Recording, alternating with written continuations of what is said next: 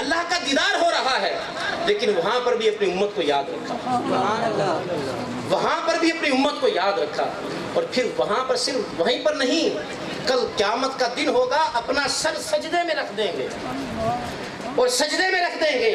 اللہ رب العزت فرمائے گا محبوب ارفع راسک، محبوب آپ اپنا سر اٹھائیں نا، محبوب اٹھائیں نا سر آپ اپنا، محبوب بتائیں آپ کو کیا حاجت ہے۔ حضور کہیں گے امتی امتی، میری امت میری امت، ثم لتسألن یومئذ عن النعیم، پھر تم سے ہر نعمت کے متعلق سوال ہوگا۔ اس سے مراد رسول اللہ صلی اللہ علیہ وسلم۔ آپ اور میں اپنی زندگیوں میں غور کریں، کیا ہم نے آقا علیہ السلام کی سیرت کو اپنایا؟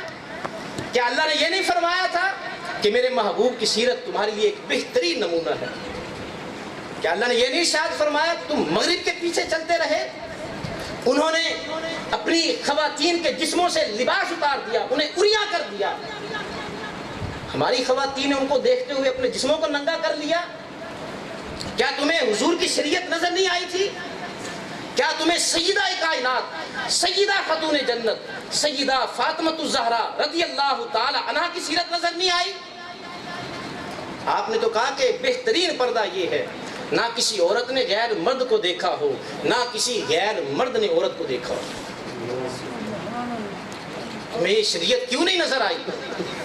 تم نے انہیں دیکھ کر اپنا جسم ننگا کر لیا۔ اور آقا علیہ السلام نے ارشاد فرمایا کہ تم جو اگلی امتیں جو گزر چکی ہیں، فرمایا کہ ان کے قدموں پر قدم رکھ کر چلو گے۔